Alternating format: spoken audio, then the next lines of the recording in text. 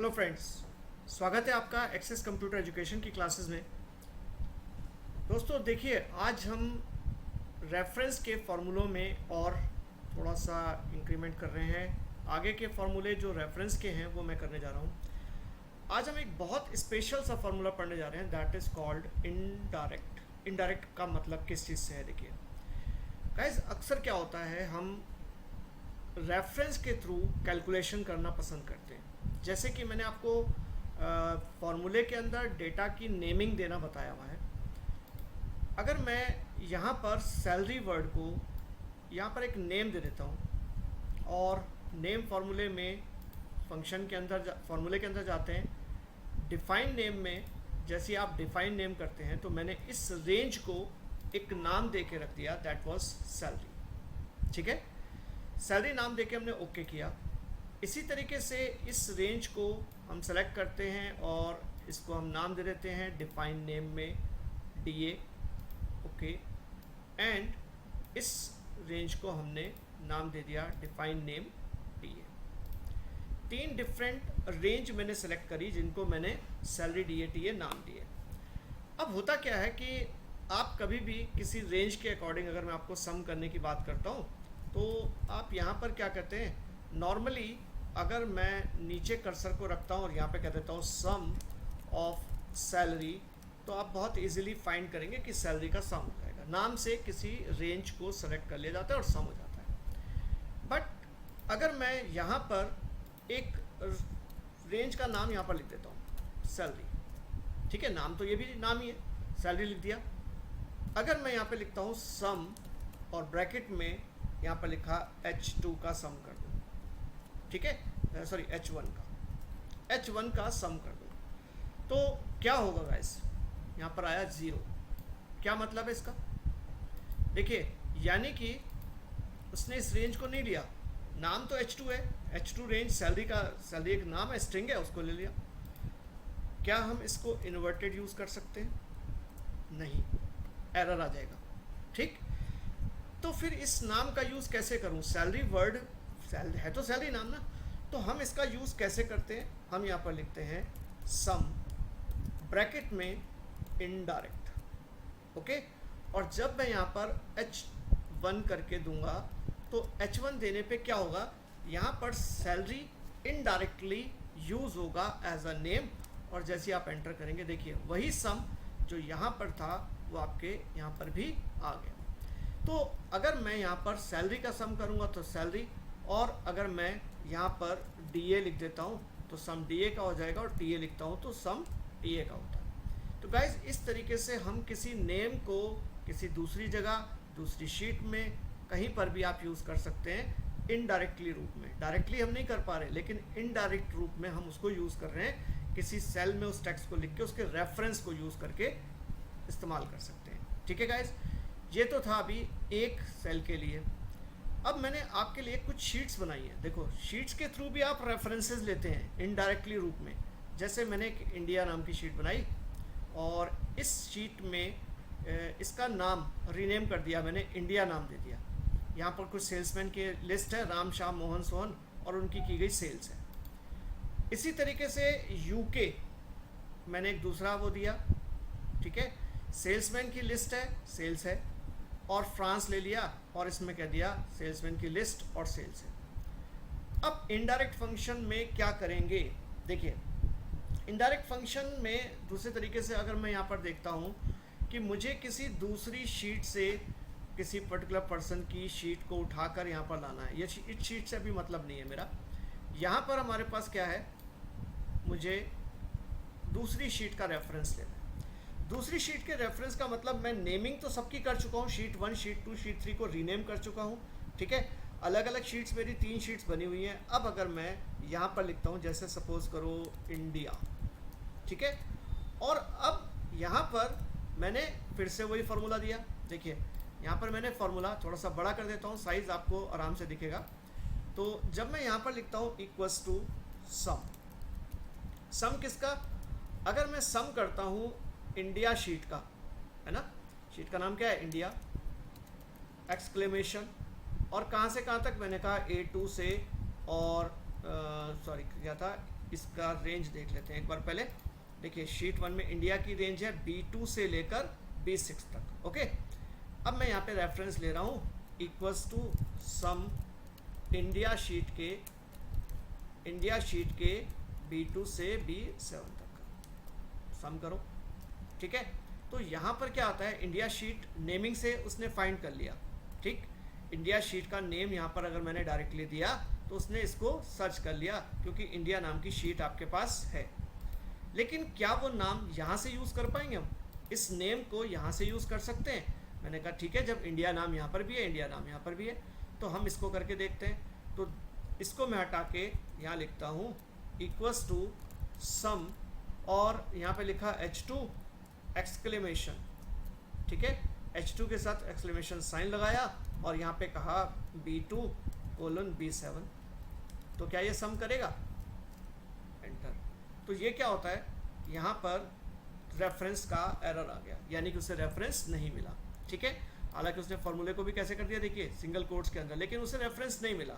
Reference लेने के लिए या रेफरेंस मिलने के लिए हमें क्या करना होगा, हमें कॉन्कैटिनेट भी कराना है। कॉन्कैटिनेट कैसे? मैंने यहाँ पे लिखा सम इनडायरेक्ट। इनडायरेक्ट में ब्रैकेट के अंदर आप क्या कहेंगे, किसका सम चाहिए? मैंने कहा मुझे चाहिए H2। H2 में क्या है आपका, सॉरी H1 में, H1 में क्या है आपके पास, एक नाम इंडिया। ठीक है, और इसके साथ आप कॉन्कैटिनेट कराएं, और यहाँ पर आपको इन्वर्टेड के अंदर इसको लिखना है एक्सक्लेमेशन मार्क B2 से B7, और यहाँ पर बंद कर दीजिए।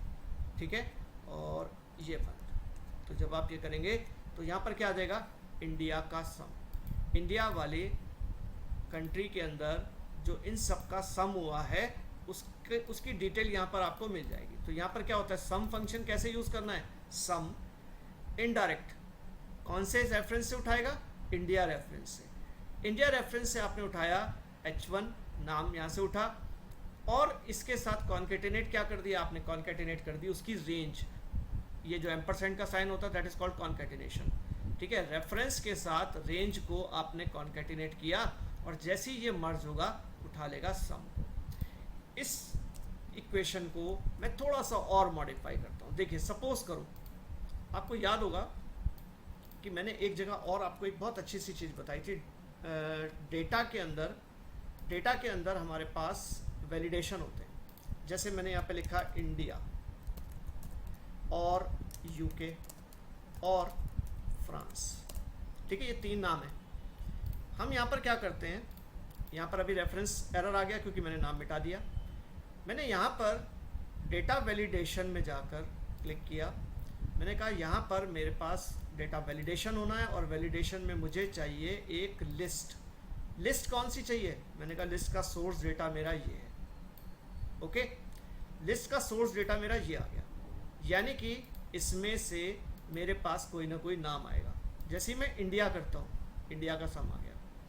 इसी लिस्ट में मैं यूके करता हूँ, यूके का सम आ गया। इसी लिस्ट में मैं फ्रांस करता हूँ तो फ्रांस का सम। यानी कि ये जो लिस्ट है इसको अभी हटा लीजिए, कोई दिक्कत नहीं, आप उसको शो मत कीजिए, चाहे कि लिस्ट कहाँ से रेफरेंस ले रहे हैं आप इस जगह पर। लेकिन यहाँ पर क्या हो गया, कस्टमाइजेशन हो गया। आपको जब भी किसी का सम चाहिए आप यहाँ पे एरो लेंगे, और एरो में जब आप यहाँ से डेटा को चेंज करेंगे तो आपकी वैल्यूज़ ऑटोमेटिकली बदलती जाएगी। तो this is called the customization.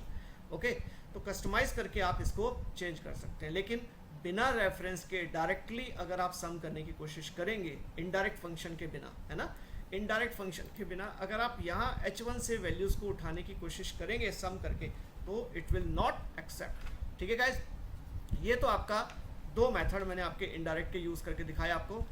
तीसरी चीज़ क्या होती है, तीसरी चीज़ इनडायरेक्ट का ही यूज़ किस तरीके से है। देखिए इनडायरेक्ट में चलते हैं। देखिए अब मैंने यहाँ पर क्या कहा, मैंने यहाँ पे कहा कि एक ईस्ट रीजन है, एक वेस्ट, एक नॉर्थ, एक साउथ। इस रीजन में भी हमारे 4 सेल्समैन हैं, राम श्याम मोहन सोहन हरी। वेस्ट रीजन में भी राम श्याम मोहन सोहन हरी। नॉर्थ और साउथ सब अलग अलग टाइम पे अलग अलग इसकी सेल कुछ ना कुछ अमाउंट की चारों रीजन में कर रहे हैं। ठीक है, अब यहाँ पर नेम डालता हूँ, मैं किसी पर्सन का नेम डाल रहा हूँ। नेम किसका? मैंने कहा सपोज करो मोहन ने। ठीक, मोहन ने सेल करी, किस रीजन की देखनी है, मैंने कहा मोहन की वेस्ट रीजन की सेल दिखाओ। ठीक है, अब मैं यहाँ पर जो रेफरेंस उठाता हूँ, सम कर रहा हूँ, या आप वैल्यू देखना चाहते हैं, तो वैल्यू किसकी देखना चाहते हैं, आपने कहा मुझे लुकअप करनी है वैल्यू मोहन की वेस्ट रीजन की। अब मोहन की जो वेस्ट रीजन की वैल्यू है वो कहाँ से आएगी आपके पास, आपने कहा इसके लिए मुझे एक फॉर्मूला जो कि हम कर चुके हैं वी लुकअप, वो लगाना पड़ेगा। मैंने कहा ठीक है, वी लुकअप से देखते हैं। अब हम वी लुकअप की का यूज़ करेंगे, तो हमने क्या कहा, इक्वल्स टू वी लुकअप।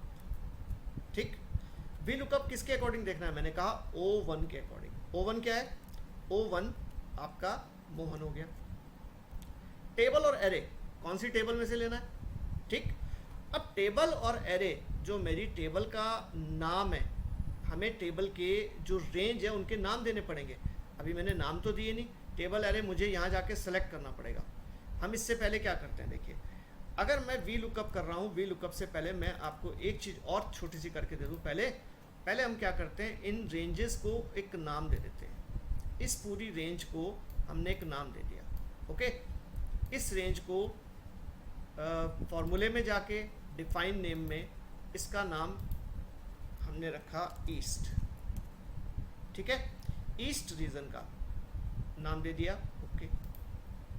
इसको क्या नाम दिया, इसको डिफाइन नेम में चले गए और इसको नाम दे दिया मैंने वेस्ट, ठीक, ओके। इस रेंज को डिफाइन नेम में गए, डिफाइन नेम में इसको नाम दे दिया नॉर्थ, ओके, और इस रेंज को हमने नाम दे दिया डिफाइन नेम में साउथ, ठीक है। अब मैनेज नेम में जाके आप देख सकते हैं ईस्ट वेस्ट नॉर्थ साउथ हमारे नाम बने हुए हैं, ईस्ट, ठीक है, वेस्ट, नॉर्थ और साउथ, ये नाम हमारे क्रिएटेड है। अब हम क्या करते हैं, हमने कहा रेंज हमारे पास मिल गई, चलिए कोई दिक्कत नहीं। अब हम लिखते हैं वी लुकअप। वी लुकअप में लुकअप वैल्यू कौन सी देखनी है, मैंने कहा O1 वाली वैल्यू में से ढूंढना है। टेबल का एरे क्या है, टेबल का एरे अब की बार मैंने वेस्ट दे रखा है, वेस्ट नेम ही तो है हमारी, ये जो टेबल एरे है इसका नाम क्या था, वेस्ट, और वेस्ट नाम मैंने यहाँ लिख दिया। तो मैंने कहा O2 में हमारा क्या चीज़ आ गई, टेबल एरे।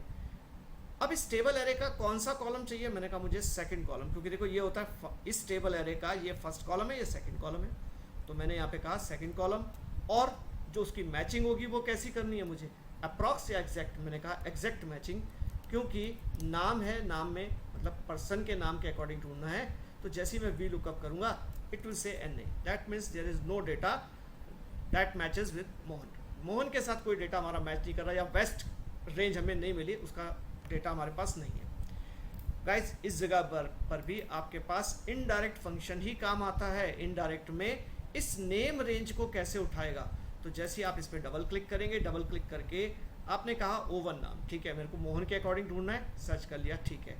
बट यहाँ पर you have to use indirect, bracket के अंदर आपने रखा O2, सेकंड कॉलम आपका पिक होना है, ठीक है, फॉल्स लुकअप रेंज है। एंटर करते ही यहाँ पर वैल्यू क्या आएगी, देखिए मोहन की वेस्ट की सेल कितनी है, 7764। तो गाइस कभी कभी जो नेमिंग होती है, नेमिंग आपका वहाँ पर इंटरनली नाम दिया हुआ होना अलग बात है, लेकिन उस नाम का यूज़ किसी डिफरेंट प्लेस पे अगर मैं कर रहा हूँ, मतलब ये जो वेस्ट नाम है, मुझे पता है इस रेंज का नाम वेस्ट दिया हुआ है, यहाँ पर भी उसे पता था कि वेस्ट रेंज का नाम है, लेकिन मैं डेटा को यहाँ से डायरेक्टली नहीं पिक कर रहा हूँ, मैं इसके नाम को कहीं और लिख कर यूज़ कर रहा हूँ, तो उसके लिए मुझे इनडायरेक्ट फंक्शन का यूज़ करना पड़ेगा। मैंने आपको 3 डिफरेंट वे में इसको बताया है, आप देखते जाइए कि किस तरीके से हम लोगों ने यहाँ पर इसको यूज़ किया है। और चैनल को सब्सक्राइब कीजिए और लाइक करते रहें, कमेंट डालते रहें, अगर कोई डाउट है तो वो पूछते रहिए, ठीक है। Thank you guys.